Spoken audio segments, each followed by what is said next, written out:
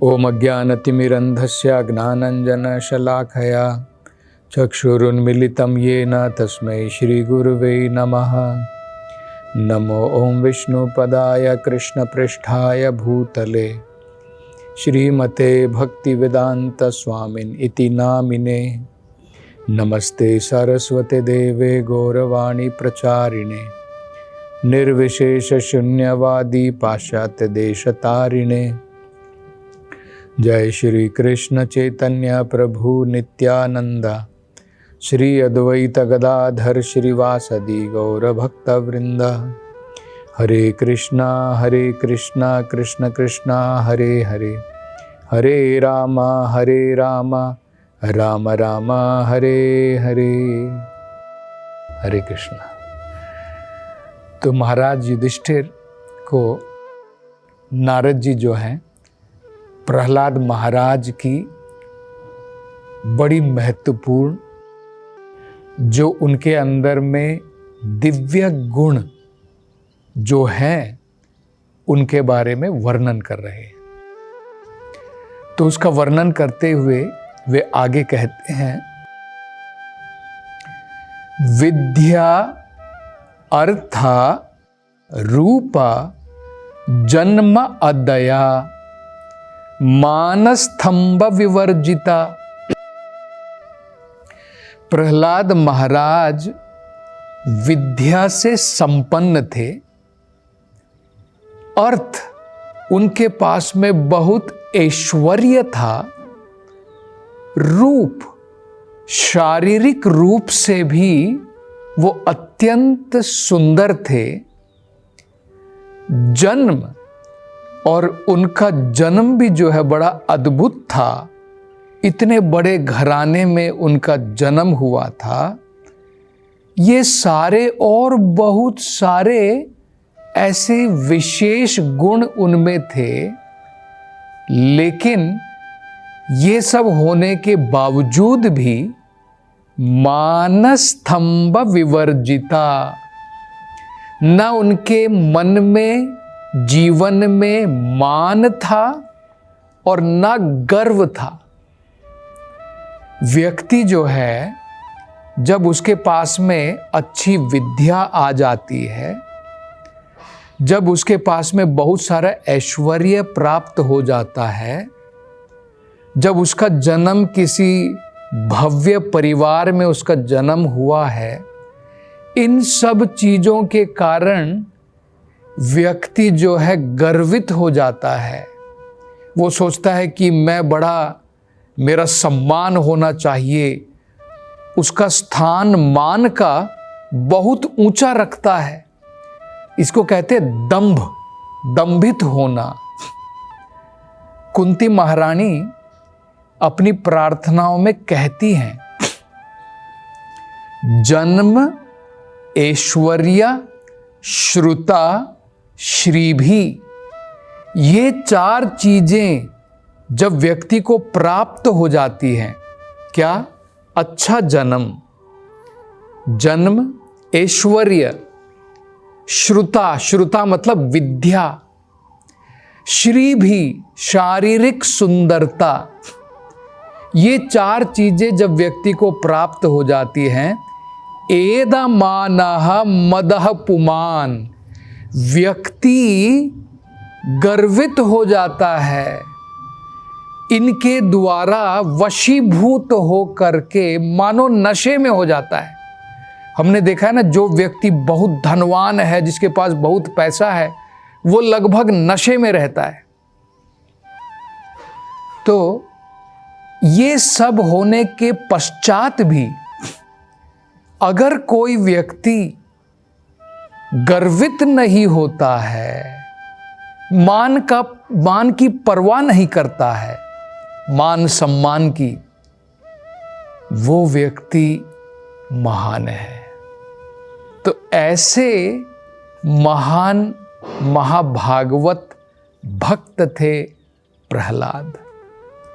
ये सारे अच्छे गुण होने के बाद भी वो गर्वित नहीं थे। आगे वो कहते हैं, रहितो असुरो असुराहा, असुर के घर में जन्म जरूर हुआ, लेकिन असुर के गुण नहीं थे। रहितो मतलब नहीं थे। मतलब जैसे असुर के गुण क्या होते हैं? असुर के गुण होते हैं जो भक्तों से द्वेष रखता है। जो व्यक्ति दूसरे लोगों से द्वेष रखता है वो असुर कहलाता है। जो भगवान से द्वेष रखता है, तो असुर के घर में जन्म होकर के भी वो असुर नहीं थे, अपितु महान भक्त थे, महाभागवत थे। इसका मतलब क्या है? जन्म से असल में देखे तो कोई लेना देना नहीं है। हमारा जन्म कहीं पर भी क्यों ना हो, अगर हम एक शुद्ध भक्त का आश्रय प्राप्त करते हैं, उनकी डायरेक्शन में, उनके निर्देश के अनुसार अगर हम अपना जीवन बिताते हैं, तो हम असुर के घर में भी हमने जन्म क्यों ना लिया हो, हम सभी प्रकार के अच्छे गुणों से संपन्न हो जाएंगे। हमें सभी प्रकार के अच्छे गुणों की प्राप्ति हो जाएगी। ये हम यहां पर देख सकते हैं। नारद जी कह रहे हैं, रहितो असुरो असुराहा, असुर के घर में जन्म, असुर रह करके भी उनमें असुर के गुण नहीं थे, श्रेष्ठ भक्त के गुण थे। न उद्विग्न चित्तः व्यसनेषु। उद्विग्न चित्त का मतलब होता है जब व्यक्ति बहुत उत्तेजित हो जाता है। अगर जीवन में कुछ कठिनाई आती है, हमारे जीवन में कुछ विपदा आती है, कुछ दुख आते हैं, कुछ प्रॉब्लम आती है, तो हम बड़े चिंतित हो जाते हैं, उद्विग्न हो जाते हैं, डिस्टर्ब हो जाते हैं, व्याकुल हो जाते हैं। हमारा माइंड, हमारा मन जो है पूर्ण रूप से विचलित हो जाता है। लेकिन प्रहलाद महाराज कठिन से कठिन परिस्थिति में भी उद्विग्न, विचलित नहीं होते। ये उनके महान गुण थे। तो हमको देखना चाहिए, भक्त के ये महान गुण होते हैं कि जीवन के अंदर में उतार चढ़ाव जरूर आते हैं। इन उतार चढ़ावों में क्या हम विचलित हो जाते हैं? क्या हमारा माइंड, हमारा मन पूर्ण रूप से व्याकुल हो जाता है, डिस्टर्ब हो जाता है? तो ये प्रहलाद महाराज के महान गुण हैं। निस्पृहा श्रुतेषु दृष्टेषु गुणेषु अवस्तुधृक्। ये भी बड़ी महत्वपूर्ण बात है। निस्पृहा, निस्पृहा का मतलब होता है कोई भौतिक इच्छाएं नहीं थी। हमारी क्या होती है? सभी प्रकार की भौतिक इच्छाएं, उसमें हम डूबे रहते हैं। ये चाहिए, वो करना है, ये करना है। सभी प्रकार की भौतिक वासनाएं, इच्छाएं, काम, ये हमारे मन में रहते हैं। लेकिन वो इन सब चीज़ों से बिल्कुल रहित थे। उनके अंदर में कोई भौतिक इच्छाएं नहीं थी। श्रुतेषु, श्रुतेषु मतलब वेदों में दी गई कुछ ऐसे कर्म कांड के ऐसे उसमें जो है बताए गए हैं कि अगर तुम ये यज्ञ करोगे तो स्वर्गलोक जाओगे, अगर इस प्रकार का यज्ञ करोगे तो धन दौलत की प्राप्ति होगी, विद्या की प्राप्ति होगी। उनका इन सब कर्म कांड के विभाग में कोई उनकी रुचि नहीं थी। उसको कहते श्रुतेषु। दृष्टेषु, या कुछ चीज जो भी वो देखते थे कि लोगों के पास में है, लोग भोग कर रहे हैं। उनके जो असुर गण थे वो अनेकों प्रकार की इंद्रिय तृप्ति में लगे हुए थे। दृष्टेषु, ये सब देख करके भी अवस्तु धृक्, वो जानते थे सब अवस्तु है। अवस्तु मतलब टेम्परेरी है। तो उनकी कोई रुचि नहीं थी कि इन अस्थाई चीजों के ऊपर अपना मन लगा करके मैं क्या करूं। क्योंकि ये तो स्थायी रहने वाली नहीं है। आगे वो कहते हैं दांता इंद्रिय प्राण शरीर धी सदा प्रशांता काम रहिता। मतलब दांता का मतलब होता है नियंत्रण में करना। किसको नियंत्रण में करना? इंद्रिया प्राण शरीर, अपने मन को, अपने तन को, अपनी इंद्रियों को और अपने प्राण, जो हमारे शरीर के अंदर में जो प्राण वायु है, इन सब को वो कंट्रोल में रखते थे, नियंत्रण में रखते थे। और धी सदा प्रशांता, उनकी बुद्धि, उनका मन हमेशा प्रशांत रहता था। एक होता है शांत, एक होता है प्रखर रूपेण शांत, पूर्ण रूप से शांत। तो पूर्ण रूप से उनका मन शांत रहता था, उसके कारण काम रहिता, उनके मन में कोई काम वासनाएं, भौतिक चीज़ों को भोगने की आशा, भौतिक वस्तुओं का सेवन करने की एक प्रकार से जो लोग दौड़ में लगे हुए हैं, वो सब उनके मन के अंदर में नहीं थी। उससे काम रहिता, उन सब चीज़ों से वो वंचित थे। आगे वो कहते हैं गुणैहि अलम असंख्यैहि।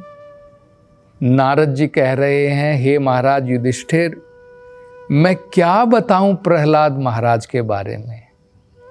प्रहलाद अलम असंख्यैहि, उनके अंदर में असंख्य, हम काउंट भी नहीं कर पाएंगे, अनगिनित, जिसको हम काउंट भी नहीं कर सकते हैं, गिनती भी नहीं कर सकते हैं, इतने असंख्य गुण प्रहलाद महाराज में है। क्योंकि वो बहुत सारे गुण बता रहे हैं, वो कह रहे कि मैं कितना बताऊं, उनके अंदर में इतने सारे असंख्य गुण हैं।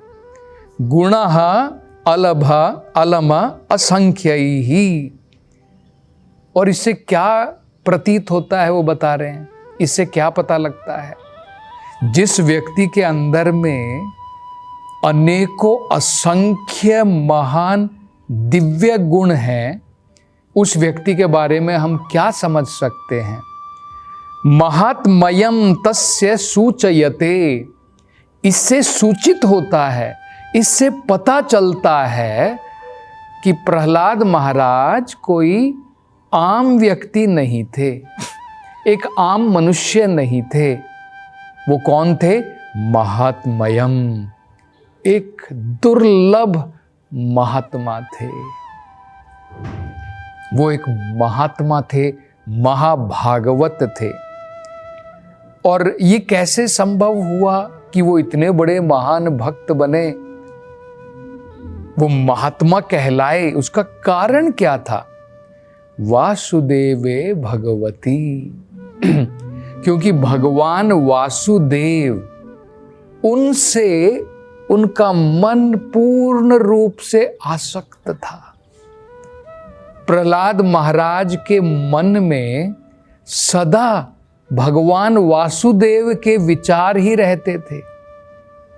जैसे एक भौतिक व्यक्ति, उसके मन में केवल भौतिक विचार रहते हैं, प्रहलाद महाराज वो भगवान के विचारों में डूबे रहते थे। वासुदेव भगवती यस्या नैसर्गिकी रतिः, उनकी रति मतलब है भगवान के साथ में आसक्ति, भगवान की कथाओं में, भगवान के नाम के वर्णन में, भगवान की लीलाओं में, इनमें प्रहलाद महाराज की नैसर्गिक मतलब नेचुरल, स्वाभाविक, आर्टिफिशियल नहीं, कृत्रिम नहीं, स्वाभाविक रूप से वो भगवान की तरफ आकर्षित थे। कोई व्यक्ति स्वाभाविक रूप से भगवान की तरफ आकर्षित होता है तो उसका मतलब क्या होता है कि इस व्यक्ति ने अपने पहले जीवन में भगवान की भक्ति जरूर की होगी। अगर हम देखते हैं कि हमारे परिवार में कोई संतान है जिसकी नेचुरली स्वाभाविक तरीके से ही हम देखते हैं उसका इंटरेस्ट भौतिक चीजों में ज्यादा नहीं है, उसकी रुचि, उसका इंटरेस्ट जो है भगवान में ज्यादा है, किसी न किसी प्रकार से वो कीर्तन की तरफ, भगवान के नाम की तरफ, भगवान की आराधना की तरफ आकर्षित है, तो हमें समझना चाहिए कि अपने पूर्व जन्म में उस व्यक्ति ने अनेकों प्रकार से भगवान की उपासना की होगी और वो इसकी कंटिन्यूटी है। तो प्रहलाद महाराज जो हैं, उनकी रति, उनकी अट्रैक्शन, उनकी आसक्ति भगवान वासुदेव से नैसर्गिक थी, नेचुरल थी, स्वाभाविक थी। और नारद जी अब उदाहरण दे करके समझाएंगे कि इसके लक्षण क्या होते हैं। अगर कोई व्यक्ति स्वाभाविक तरीके से भगवान की तरफ आकर्षित है, उसके लक्षण क्या हैं, वो अब जो है नारद जी महाराज युधिष्ठिर को बताएंगे, जिसकी चर्चा हम अगली कथा में करेंगे। हरे कृष्णा।